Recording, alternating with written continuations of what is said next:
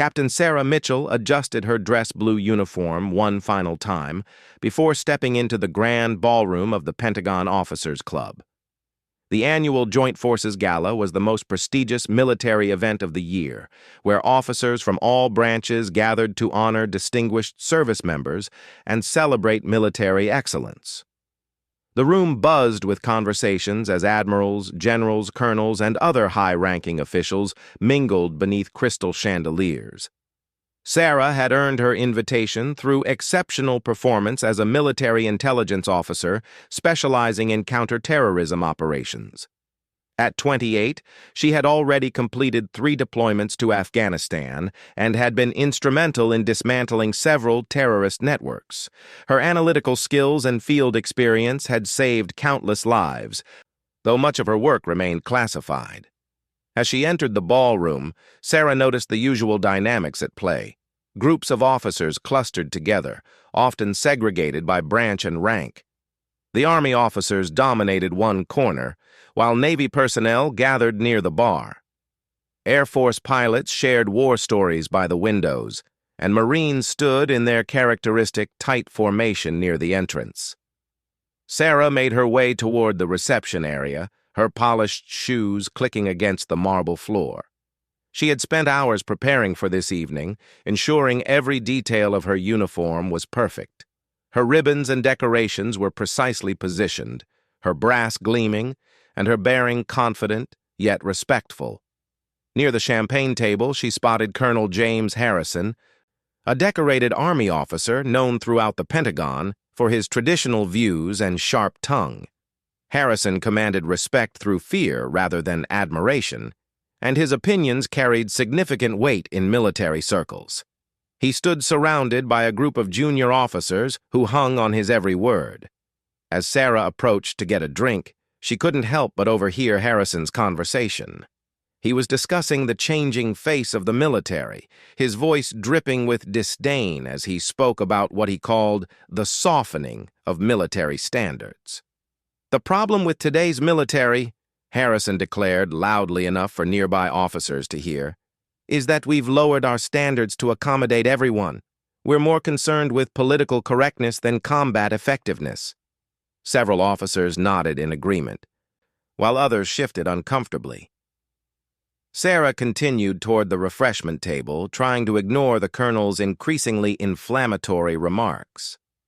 "Take women in combat roles, for instance," Harrison continued, his voice growing more animated. "Sure, they might look good in uniform at these fancy parties, but when bullets start flying, you want someone who can actually carry their weight." Sarah's jaw tightened, but she maintained her composure.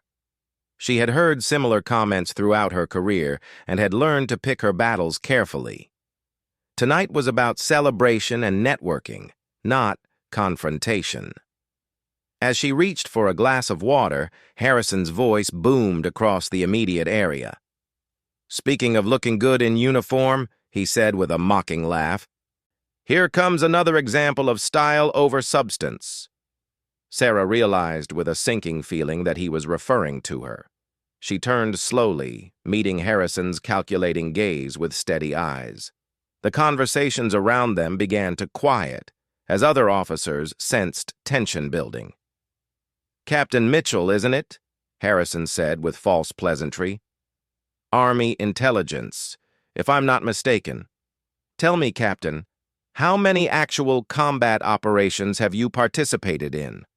Or do you spend most of your time behind a desk analyzing reports?"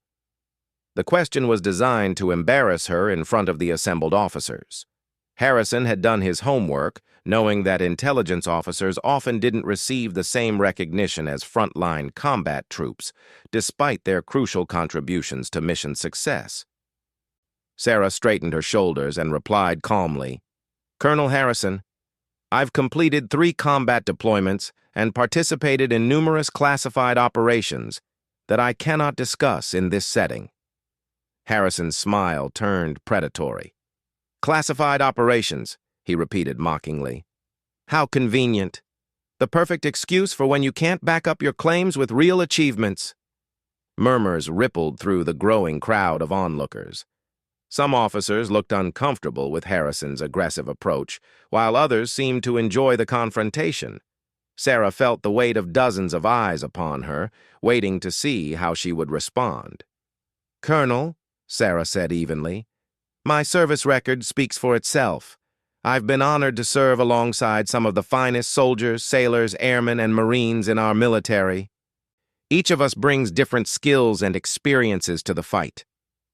Harrison stepped closer, his voice dropping to a menacing whisper that was still audible to nearby officers. "Pretty words, Captain. But at the end of the day, this uniform represents something sacred. It represents warriors who've bled and died for this country. Not everyone who wears it has earned that right." The implication was clear and insulting. Harrison was suggesting that Sarah hadn't truly earned her place in the military, that her uniform was somehow undeserved. The crowd had grown larger, with officers from all branches now watching the confrontation unfold. Sarah's hands trembled slightly, not from fear, but from the effort of controlling her anger. She had faced enemy fire, interrogated dangerous terrorists, and made split-second decisions that saved American lives. Yet here she was, being publicly humiliated by a fellow officer who questioned her very right to wear the uniform she had served honorably for 8 years. "Colonel Harrison," she began, her voice steady despite the turmoil inside, "I understand that you have strong opinions about military standards. However, I would respectfully suggest that questioning a fellow officer's service record in such a public forum reflects poorly on both of us." Harrison's face flushed red with anger at what he perceived as insubordination. "Don't lecture me about proper conduct, Captain. I've been wearing this uniform since before you were out of diapers. I've seen real combat, real sacrifice. Have you ever had to carry a wounded soldier out of enemy fire? Have you ever had to write letters to the families of soldiers who died under your command?" The questions hit like physical blows. While Sarah had indeed faced combat and made life-or-death decisions, her role as an intelligence officer meant her heroism often went unrecognized. The nature of her work required secrecy, preventing her from defending herself with specific examples of her courage and dedication. Other officers in the crowd began to shift nervously. What had started as an uncomfortable exchange was escalating into a public humiliation. Some senior officers looked like they wanted to intervene, but Harrison's rank and reputation made confronting him a risky proposition. "I think we should end this conversation here," Sarah said quietly, attempting to de-escalate the situation. "This isn't the time or place for such discussions." But Harrison wasn't finished. His voice rose again, ensuring that everyone in the immediate vicinity could hear his next words. "This is exactly the time and place, Captain. These people need to understand what real military service looks like. They need to distinguish between those who've earned their decorations through blood and sweat and those who've received them through other means." The suggestion was so insulting and inappropriate that several officers gasped audibly. Harrison was essentially accusing Sarah of advancing her career through means other than merit, a devastating allegation for any military professional. Sarah's face went pale, but she maintained her composure with tremendous effort. Years of military training had taught her to remain calm under pressure, even when facing the most challenging circumstances. But this public attack on her character and service was testing the limits of her self-control. The crowd had grown silent, waiting to see how this confrontation would resolve. Some officers looked sympathetic to Sarah's plight, while others seemed to support Harrison's aggressive questioning. The tension in the room was palpable, and it was clear that this moment would be remembered and discussed throughout military circles for months to come. As Sarah stood there, surrounded by her peers and facing the most humiliating moment of her military career, she had no idea that someone in the crowd was about to change everything. Someone whose intervention would not only vindicate her service, but also expose Harrison's prejudices in the most dramatic way possible. The stage was set for a confrontation that would become legendary in Pentagon circles, a moment when true honor would triumph over ignorance and prejudice. But for now, Sarah stood alone, her dignity under attack, waiting for whatever would come next in this unexpected trial of her character and service. The silence in the ballroom stretched uncomfortably as Sarah stood facing Colonel Harrison, her dignity under assault in front of dozens of her fellow officers. The weight of judgmental stares pressed down upon her, and she could feel her carefully constructed composure beginning to crack. This was supposed to be an evening of celebration, but it had turned into her worst nightmare. Just as Harrison opened his mouth to deliver what appeared to be another devastating blow to her reputation, a calm but authoritative voice cut through the tension like a sword. "Excuse me, Colonel Harrison?" Everyone turned to see a young man in navy dress blues approaching their circle. He appeared to be in his early 30s, with the bearing of someone accustomed to command despite his relatively modest lieutenant's rank. What immediately caught everyone's attention, however, were the ribbons adorning his chest. Even from a distance, experienced military personnel could recognize the distinctive decorations that marked him as someone extraordinary. Lieutenant Commander David Chen moved through the crowd with quiet confidence, his presence somehow commanding attention without demanding it. His uniform was immaculate, but it was the collection of ribbons and badges that truly spoke to his experience. The Navy Cross, Silver Star, Bronze Star with Valor Device, Purple Heart, and numerous campaign ribbons told a story of exceptional service and sacrifice. Most striking of all was the special warfare insignia on his chest, the golden trident that identified him as a Navy SEAL. In military circles, SEALs were regarded with an almost mythical respect. They were the elite of the elite, warriors who underwent the most grueling training in the world and operated in the most dangerous environments on Earth. As Chen approached, Harrison's aggressive posture began to shift. Despite outranking the lieutenant commander, Harrison recognized that he was in the presence of someone whose combat credentials were unquestionable. The SEAL's presence changed the entire dynamic of the confrontation. "I couldn't help but overhear your conversation," Chen said politely, his voice carrying the quiet authority that came from leading men in life-or-death situations. "I believe you were discussing combat experience and military service?" Harrison straightened, clearly uncomfortable with the direction this was heading. "Lieutenant Commander, this was a private discussion about maintaining military standards." Chen nodded thoughtfully, his eyes taking in the scene before him. He looked at Sarah, noting her pale complexion and the barely controlled emotion in her eyes. Then he turned back to Harrison with an expression that remained respectful, but had acquired a subtle edge.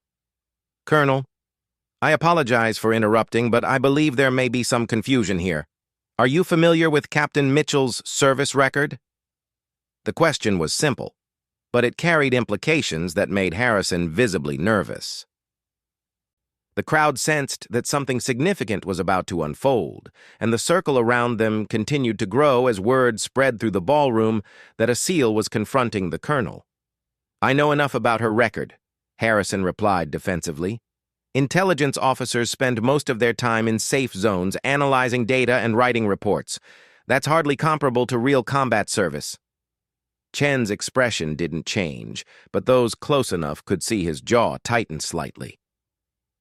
"With respect, Colonel, I think you may be operating on incomplete information. Perhaps Captain Mitchell hasn't had the opportunity to share the details of her service." Sarah looked between the two men, confused about why this SEAL officer was inserting himself into her humiliation. She had never seen him before and couldn't understand why he would risk his own reputation to defend her against a superior officer. "Lieutenant Commander," Sarah said quietly, "I appreciate your concern, but this matter doesn't require your involvement." Chen turned to her with a slight smile that somehow conveyed both respect and reassurance. "Actually, Captain, I think it does. You see, Colonel Harrison has raised questions about combat experience and the right to wear our uniform. These are important matters that deserve accurate information." He turned back to Harrison, and his voice took on a tone that commanded absolute attention. "Colonel, you asked Captain Mitchell about carrying wounded soldiers out of enemy fire. You questioned whether she had earned her decorations through blood and sweat. These are serious allegations." Harrison was beginning to look increasingly uncomfortable as he realized that this confrontation was not going to end in his favor. The SEAL's calm demeanor was somehow more intimidating than any angry outburst would have been. "What I find interesting," Chen continued, "is that you're questioning the service of someone who saved my life." The words hit the crowd like a thunderbolt. Gasps echoed around the circle as the implications sank in. Sarah's eyes widened in shock as she stared at the SEAL officer, trying to understand what he meant. Chen stepped closer to Sarah, and in a move that stunned everyone present, he came to attention and rendered a perfect military salute. "Captain Mitchell, it's an honor to see you again." The gesture was so unexpected and powerful that several officers unconsciously straightened to attention themselves. The sight of a decorated Navy SEAL saluting an Army captain sent shockwaves through the gathered crowd. Harrison's face went white as he began to realize the magnitude of his mistake. Sarah returned the salute, still confused, but beginning to piece together fragments of memory. Chen's face was familiar, but she couldn't quite place where she had seen him before. The fog of confusion began to lift as certain details started clicking into place. "You were in Afghanistan," she said slowly, recognition dawning in her eyes. "Operation Silent Thunder." Chen nodded, his expression growing solemn. "October 2019. I was part of a SEAL team tasked with capturing a high-value target in Helmand Province. What we didn't know was that our mission had been compromised." The crowd listened in rapt attention as Chen began to tell a story that would forever change their perception of Captain Sarah Mitchell. Even Harrison found himself drawn into the narrative despite his growing dread about where it was heading. "Our intelligence package indicated a routine capture operation," Chen continued. "Standard compound assault, minimal resistance expected, but someone in that compound knew we were coming." Sarah's memory was flooding back now. She remembered that night with crystal clarity. The frantic radio calls, the desperate race against time, and the decision that had nearly cost her everything. "Captain Mitchell was our intelligence liaison for the operation," Chen explained to the crowd. "She was monitoring communications from our forward operating base when she detected anomalies in enemy chatter. Someone was feeding information to the targets about our approach route." Harrison looked like he wanted to disappear into the floor as the story unfolded. Other officers in the crowd were beginning to understand that they were witnessing something extraordinary, the revelation of a classified operation that had clearly gone far beyond routine intelligence work. Chen's voice grew more intense as he continued. "Captain Mitchell made a decision that night that violated every protocol in the book. Instead of following proper channels and waiting for authorization, she commandeered a helicopter and flew directly into a combat zone to warn us. The ballroom had grown so quiet that even conversations at distant tables had stopped. Officers throughout the venue were straining to hear this incredible story of courage and heroism that was unfolding before their eyes. When our team walked into that compound, Chen said, his voice thick with emotion, we were walking into a carefully prepared ambush. 15 Taliban fighters were positioned in buildings surrounding our target. They had been waiting for hours, armed with RPGs and automatic weapons. Sarah closed her eyes, remembering the chaos and terror of that night. She had known that flying into an active combat zone without authorization could end her career, but she also knew that 6 Navy SEALs were about to die if someone didn't warn them. Captain Mitchell's helicopter took fire as soon as it entered the target area, Chen continued, but she stayed on station, providing real-time intelligence and calling in air support while her aircraft was being shot full of holes. Harrison was now visibly sweating, realizing that his public humiliation of Captain Mitchell had just become his own professional nightmare. The story Chen was telling was painting a picture of heroism that made Harrison's own service record pale in comparison. The SEAL's voice grew stronger as he reached the climax of his story. When our team became pinned down by enemy fire, Captain Mitchell didn't just call for help. She grabbed a rifle and provided covering fire from her damaged helicopter while we evacuated 2 wounded SEALs. The implications of Chen's words were staggering. Not only had Sarah participated in direct combat, but she had risked her life to save members of America's most elite fighting force. The very accusations Harrison had made about her lack of combat experience were being systematically destroyed by eyewitness testimony from one of the most credible sources imaginable. As Chen prepared to deliver the final blow to Harrison's credibility, the tension in the ballroom reached a breaking point. Everyone present knew they were witnessing a moment that would become military legend, a story that would be retold in officer clubs and training academies for decades to come. Lieutenant Commander Chen paused for a moment, allowing the weight of his words to settle over the stunned crowd. The ballroom had become so quiet that the distant sounds of clinking glasses and muted conversations from other parts of the venue seemed almost intrusive. Every eye was fixed on the SEAL officer as he prepared to complete his devastating account of Captain Mitchell's heroism. The helicopter Captain Mitchell was flying in took 17 direct hits, Chen continued, his voice steady but filled with emotion. The pilot was wounded, the co-pilot was unconscious, and fuel was leaking from multiple punctures. Any reasonable person would have retreated to safety. Sarah felt tears welling in her eyes as the memories of that terrible night came flooding back. She had tried to suppress those images for years, focusing instead on the successful outcome rather than dwelling on the moments when death had seemed certain. Chen turned to face her directly, his expression filled with profound respect. But Captain Mitchell didn't retreat. She took control of that damaged aircraft and used it as a weapons platform to break the ambush that was killing my team. Colonel Harrison stood frozen, his face ashen as he began to understand the full scope of his mistake.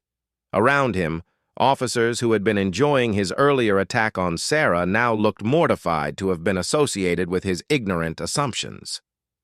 "The enemy fighters had us pinned down in a kill zone," Chen explained to the mesmerized audience. "Standard tactics called for us to wait for air support, but the nearest attack helicopters were 40 minutes away. We had 2 men bleeding out, and our ammunition was running low." The SEAL's voice grew stronger as he recounted the climactic moments of the battle. "That's when Captain Mitchell made a decision that I've never seen before or since in 15 years of special operations. She flew that shot-up helicopter directly into the enemy position at treetop level, drawing their fire away from us while simultaneously calling in precise artillery strikes on their positions." Gasps echoed around the circle as officers tried to imagine the courage required for such an action. Flying a damaged aircraft into enemy fire was the kind of heroism typically reserved for Hollywood movies, not real-life military operations. "The maneuver worked," Chen continued. "The enemy fighters turned their weapons on the helicopter, giving us the opening we needed to break contact and evacuate our wounded. But Captain Mitchell's aircraft was so badly damaged that it crashed less than 2 minutes after completing the attack run." Sarah's knees felt weak as she relived those terrifying moments. The crash had been violent and chaotic, with twisted metal and the smell of aviation fuel filling her nostrils as she struggled to escape the wreckage. "I was the first one to reach the crash site," Chen said quietly. Captain Mitchell was unconscious, trapped in the wreckage with a severe concussion and multiple fractures. The pilot was dead, and the co-pilot was dying. But she had achieved her mission. 6 Navy SEALs were alive because of her actions. The crowd was completely silent now, hanging on every word of this incredible account. Even officers at distant tables had stopped their conversations to listen to the story that was unfolding. Chen's voice took on a tone of professional admiration as he continued. The official after-action report listed Captain Mitchell's actions as exemplary under fire and recommended her for the Distinguished Flying Cross. But because the operation was classified, the full scope of her heroism was never made public. Harrison looked like he was going to be sick. His earlier confidence had evaporated completely as he realized that his public humiliation of Captain Mitchell had just exposed his own ignorance and prejudice to hundreds of his peers.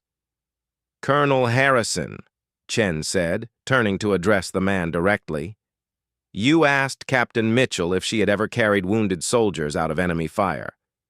The answer is yes. She carried 2 of my teammates out of that wreckage while suffering from a serious head injury herself." The accusation was delivered with surgical precision, each word chosen for maximum impact. Harrison tried to speak, but found that no words would come. The contrast between his earlier arrogance and his current humiliation was stark and uncomfortable to witness. Chen stepped back to address the entire crowd that had gathered around them. "You also questioned whether Captain Mitchell had earned her decorations through blood and sweat. I can personally attest that she earned every ribbon on her chest through the kind of courage and sacrifice that defines the best of our military." Other officers in the crowd began to nod in agreement, their respect for Sarah growing with each revelation about her service. The transformation in the room's atmosphere was remarkable. What had begun as a public humiliation had become a celebration of heroism. "The Distinguished Flying Cross she wears represents actions that saved 6 lives," Chen continued. "Her Purple Heart was earned when shrapnel from enemy fire left permanent scars on her back. Her Combat Action Badge represents multiple engagements where she directly engaged enemy forces." Sarah found herself overwhelmed by the public recognition of her service. For years, the classified nature of her operations had prevented her from receiving the acknowledgement that other combat veterans enjoyed.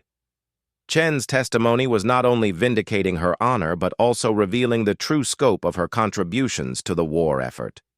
"But perhaps most importantly," Chen said, his voice rising to ensure everyone in the ballroom could hear, "Captain Mitchell represents the very best of what our military can be. She demonstrates that courage has nothing to do with gender, background, or traditional expectations. It has everything to do with character." The SEAL officer turned back to Harrison one final time. "Colonel, you suggested that not everyone who wears our uniform has earned that right. I would respectfully suggest that Captain Mitchell has earned that right far more than most of us ever will." The rebuke was delivered with professional courtesy, but its impact was devastating. Harrison had been exposed as not just wrong, but fundamentally ignorant about the person he had chosen to attack. His reputation for sound judgment had been shattered in front of his peers. Spontaneously, several officers in the crowd began to applaud. The sound started quietly, but grew steadily as more and more people joined in, creating a wave of recognition for Sarah's service that filled the entire ballroom. Officers from all branches of the military were showing their respect for a fellow warrior whose heroism had finally been revealed. Sarah stood overwhelmed by the unexpected turn of events. What had begun as the worst night of her military career had transformed into a moment of triumph and validation. Tears streamed down her face as years of suppressed emotion finally found release. General Patricia Williams, the highest-ranking officer present, made her way through the crowd to personally congratulate Sarah. "Captain Mitchell," the general said warmly, "I had no idea about the full scope of your service. The military is fortunate to have officers of your caliber." Other senior officers followed suit, each offering personal congratulations and expressions of respect. The contrast with Harrison's earlier treatment was stark and satisfying. As for Colonel Harrison, he found himself increasingly isolated as officers who had previously sought his approval now distanced themselves from his disgrace. His attempt to humiliate a fellow officer had backfired spectacularly, revealing his own character flaws while elevating the very person he had tried to tear down. Lieutenant Commander Chen approached Sarah one final time as the crowd began to disperse. "Captain," he said quietly, "I should have spoken up sooner. Your actions that night saved my life and the lives of my teammates."